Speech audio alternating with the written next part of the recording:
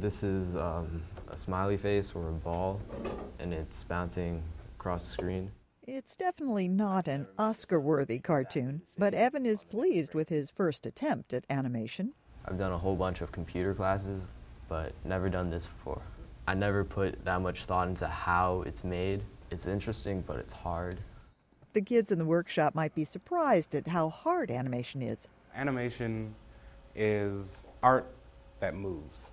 But instructor Steve Storrs says they're open to learning how to create it. The goal of this workshop is to get the students to understand the basics of animation.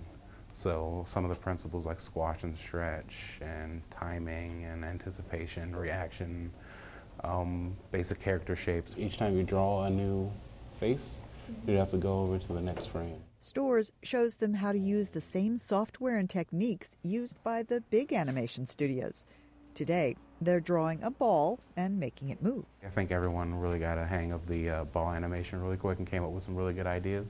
It's just like a ball that expands and then starts to spiral. I just wanted to play with the program and just see what I could do.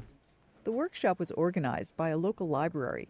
Its spokesman, Steve Barker, says teaching kids animation basics encourages them to use computers in a constructive way.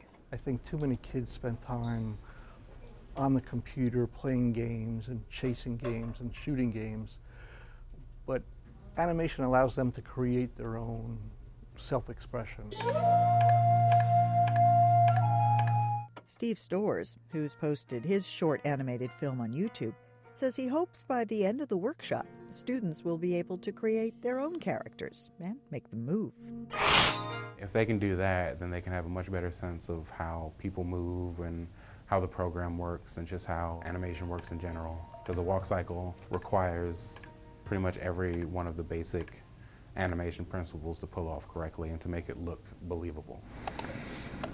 This workshop could be the first step toward creating tomorrow's animators. For writer Faiza Elmasry, I'm Faith Lapidus, VOA News.